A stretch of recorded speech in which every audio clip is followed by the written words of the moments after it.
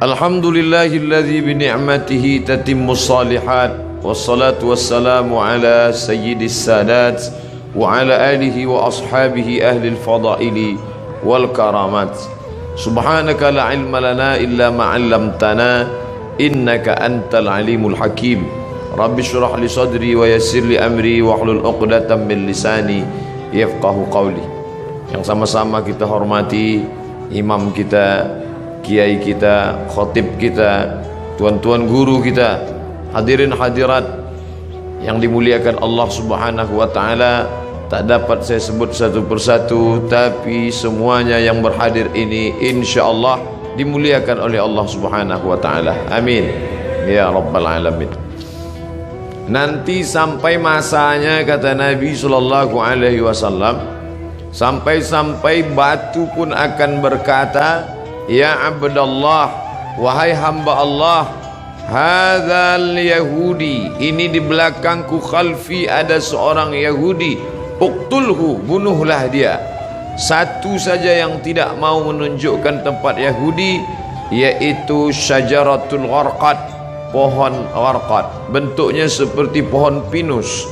Alhamdulillah, ketika saya sampai di kota Rafah, ini Mesir, ini Palestina, lalu ada satu kota bernama Rafah dibagi dua, perjanjian damai antara Mesir dengan Israel, maka mereka ambil setengah dan diambil oleh Mesir setengah. Di tengah kota ini dibuat satu garis lurus perbatasan dengan tegangan listrik, tegangan tinggi, pagar kawat, sehingga antara orang Rafah yang ada di Mesir dengan yang ada di jajahan Israel putus kontak, hanya bisa berhubungan lewat alat komunikasi, padahal mereka punya kota yang indah sebelum penjajahan Israel tahun 1946. Dari sana kita lihat hijau. Ternyata yang hijau mereka tanam itu adalah syajaratul gharqad, pohon yang memang sudah disebutkan Nabi Muhammad sallallahu alaihi wasallam. Mereka mengatakan di bawah Masjidil Aqsa ini ada tempel, kuil King Solomon yang mereka agungkan, yang dalam Al-Quran kita menyebutnya Nabi Sulaiman alaihissalam mentauhidkan Allah subhanahu wa ta'ala, anak dari Nabi Daud alaihissalam juga mentauhidkan Allah, tapi mereka merusak ajaran ini dan mereka membawa ini sebagai slogan. Oleh sebab itu ada seorang berkeluarga negaraan Perancis bernama Roger Jaraudi masuk Islam, bersyahadat, dan dia menulis buku bahwa Israel membangun negara berdasarkan mitos. Maka pemerintah menangkap Roger Jaraudi, dipenjarakan, tapi dia puas karena dia sudah mengungkap bagaimana kebatilan Israel. Penjajahan terbesar di atas dunia hari ini dilakukan oleh Israel. Tembok terpanjang di dunia hari ini, tembok yang dibangun oleh Israel. Sebenarnya di balik ini semua adalah Allah mau memperlihatkan kepada kita mana yang berjuang menegakkan agama Allah, mana yang diam saja. Bagi Bapak Ibu warga Jakarta yang mampu untuk berjihad, tapi tentu bukan jihad fisik, karena Israel lebih kuat daripada kita. Saya tidak ingin selesai saya tausiah khutbah tadi oleh kiai kita berapi-api, ditambah lagi ceramah Ustaz Somad, lalu selesai ini bapak-bapak mohon izin ke keluarga semuanya pergi ke Israel. Selesai ini besok kita baca Quran, ada 3 warga Jakarta di Israel terbengkalai karena tidak dapat nasi uduk. Jihad yang kita lakukan bukan seperti itu. Apa yang bisa kita lakukan? Man jahaza ghazian faqad ghaza. Siapa yang sanggup mempersiapkan hartanya, ada namanya Syam Organizer, ada namanya Sahabat Al-Aqsa, cari nomor rekeningnya, kirimkan. Ada salah satu artis kita yang berangkat ke sana langsung. Mungkin dia punya finansial biaya yang luar biasa, badannya sehat, uangnya banyak, dia pergi ke sana untuk melihat langsung. Ada pula saudara kawan kita yang dengan hartanya, tolonglah, tapi andai tidak bisa, maka kiai kita melalui khutbah Jumat tadi mengajak kita berdoa, Allahumma ansur ikhwanana al-mujahidin al-mazlumina fi Palestin. Tolong saudara kami yang Allah yang teraniaya di Palestina. Orang-orang yang sekuler, liberal, iseng-iseng mulai mengetes Ustadz. Kenapa ketika dulu Abrahah datang menghancurkan Ka'bah, Allah mengirim fa arsalna alaihim tayran ababil, kami kirim tayran ababil tarmihim bihijaratin min sijil, lalu mereka ditembak dengan peluru-peluru sijil, yaitu batu-batu dari neraka. Faja'alahum ka'asfim ma'kul, lalu mereka seperti daun-daun yang dimakan ulat. Mengapa itu tidak terjadi sekarang Ustaz? Perlu kita cermati sejarahnya. Zaman itu tidak ada orang beriman. Abdul Muttalib seorang laki-laki yang soleh sendirian, dialah yang memegang kunci Ka'bah. Abdul Muttalib punya anak Abdullah, Abdullah punya anak Muhammad sallallahu alaihi wasallam. Maka Abdul Muttalib datang membawa kunci Ka'bah, dia serahkan kepada Allah. Di pintu itu dia berkata, inna lihadzal baiti rabban yahmih, rumah Baitullah ini ada Rabb, pemilik, pencipta, pelindungnya. Aku tak sanggup menjaganya, ya Allah jagalah dia. Zaman itu tidak ada orang beriman, tapi hari ini 2 miliar orang beriman. Asia Tenggara saja lebih dari 1,5 miliar. Indonesia, Malaysia, Brunei Darussalam, Moro, Patani Thailand Selatan. Maka ini sudah cukup. Belum lagi dari daratan India, Pakistan, Bangladesh, Myanmar, lalu kemudian 22 negara Arab yang terpecah dari mulai Yaman sampai ke Maghribi Maroko di Afrika Utara. Umat Islam yang tersebar di Eropa, imigran dari Jerman yang sudah ada di Jerman, imigran dari Turki hampir lebih 2 juta orang. Umat Islam tersebar banyak. Ini adalah tantangan bagi umat Islam, bagaimana menolong Masjidil Aqsa yang menjadi kiblat Nabi menghadap ke Masjidil Aqsa 18 bulan lamanya, 18 bulan 17 menghadap ke arah Masjidil Aqsa, sampai akhirnya turun ayat fawalli wajhaka syatral Masjidil Haram, hadapkan wajahmu ke arah Masjidil Haram. Bapak Ibu yang dimuliakan Allah, hadirin hadirat yang mendengarkan langsung maupun tidak langsung tausiah singkat ini semua menjadi teguran bagi kita. Pulang dari sholat Jumat masih bisa makan kenyang dengan anak sambil tertendum tertawa. Betapa saudara kita di sana. Saya pernah satu asrama dengan orang Palestina. Saya tanya langsung, bagaimana keadaan keluargamu di sana? Apa kata dia? Satu asrama dengan saya ketika sama-sama kuliah, Abdul Somad. Seandainya mereka bunuh kami, sudah lama kami mati. Tapi mereka tidak ingin kami mati. Mereka datang ke rumah kami, mereka pecahkan tempat air, mereka buat kami kehausan setengah mati. Mereka ambil dengan senjata laras panjangnya, mereka pecahkan tempat-tempat minyak zaitun, karena mereka tahu kami tak dapat hidup tanpa zaitun. Mereka hancurkan sawah, mereka hancurkan sawah gandum, makanan pokok kami. Mereka ingin membuat kami setengah mati, tapi kami tak akan meninggalkan negeri ini sampai satu saja, ish kariman, hidup mulia, Palestina merdeka, au mut syahidan, atau mati sebagai orang yang syahid. Maka ada sesuatu yang mengerikan tapi sekaligus membanggakan. Pemerintah asing Amerika, Eropa mengadakan survei apa cita-cita anak Palestina.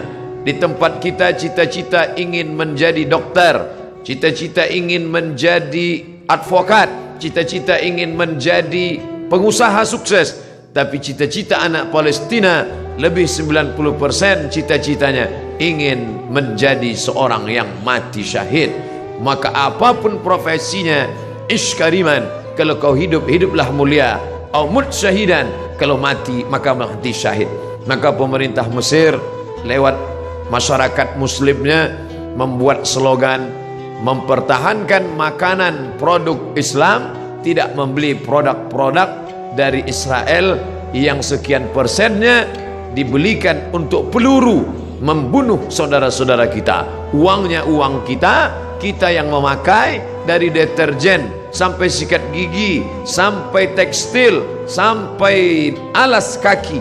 Produk Amerika dan Eropa bekerja sama dengan lembaga Israel untuk membantai saudara-saudara kita. Alhamdulillah, di negeri yang kita cintai, Republik Indonesia, kita digalakkan untuk memakai produk sendiri, negeri asli sendiri, tidak ada kaitan dengan impor dan Israel.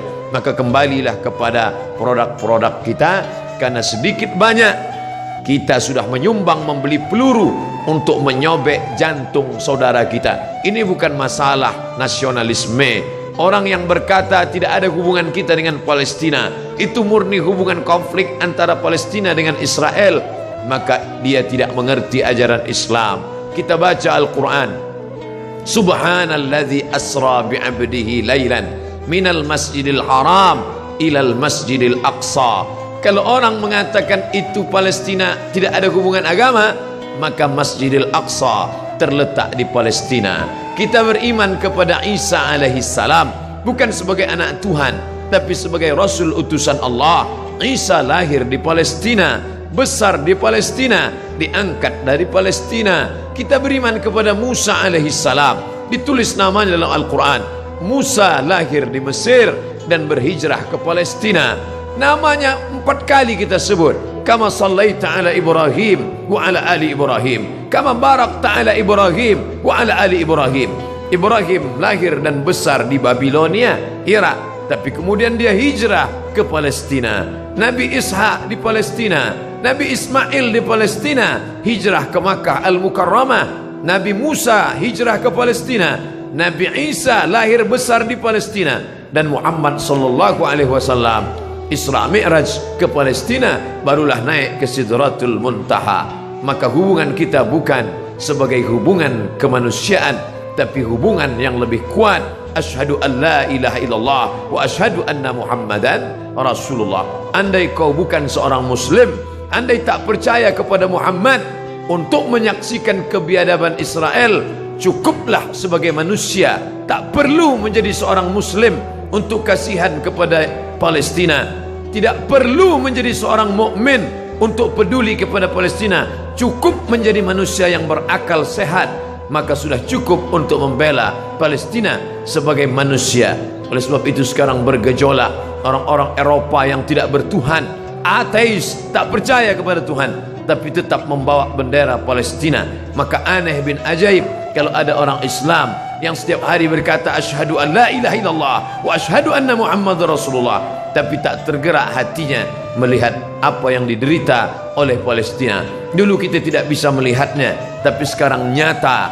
Twitter, BBM, WhatsApp, Instagram, sahabat-sahabat kita berkirim tentang video. Sampai hari ini saya tidak sampai hati untuk melihat penyiksaan tentara Israel terhadap anak-anak Palestina yang tak berdosa. 14 abad yang lalu Nabi kita berpesan, kalau kalian berperang, satajiduna rijalan fis sawami', kalau ketemu pendeta-pendeta di gereja, la ta'ridu lahum, jangan ganggu pendeta. La taqtulu sabiyan murdi'a, jangan bunuh anak kecil. Wala syaikhan faniya, jangan bunuh orang tua renta. La taqiranna sajaratan, jangan potong pokok kayu. Wala nakhlan, jangan potong pohon korma. La tahdimu buyutan, jangan hancurkan rumah. Sebelum kesepakatan Jenewa, aturan perang internasional, PBB, United Nation, Nabi 14 abad yang lalu sudah melarang jangan bunuh anak kecil, perempuan tua, renta, hamil, pendeta. Mereka bukan objek perang. Tapi Israel di tahun 2017, anak-anak tak berdosa, mereka pukul berdarah kepalanya. Tak sampai hati kita sampai hari ini melihat itu di video, di HP kita, dikirim sahabat kita lewat Instagram, mereka share lewat Facebook.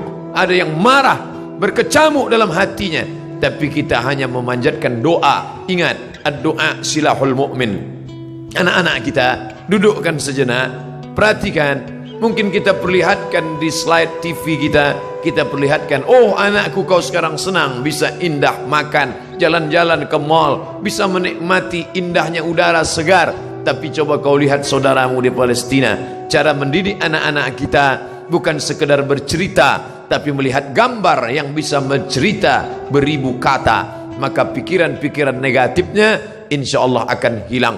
Bapak Ibu yang dimuliakan Allah Subhanahu wa taala, hadirin hadirat balik yang hadir di masjid ini, adapun yang menyaksikan melalui streaming, maka kita berharap kepada Allah bersama orang-orang beriman, kita berdoa di akhir majlis bisirril Fatihah, bertawassul kepada Rasulullah ala hadhihi niyah al-Fatihah. أعوذ بالله من الشيطان الرجيم بسم الله الرحمن الرحيم الحمد لله رب العالمين الرحمن الرحيم مالك يوم الدين إياك نعبد وإياك نستعين اهدنا الصراط المستقيم صراط الذين أنعمت عليهم غير المغضوب عليهم ولا الضالين آمين يا أكرم الأكرمين wahai engkau yang maha mulia, ya dzal jalali wal ikram, wahai engkau yang maha agung.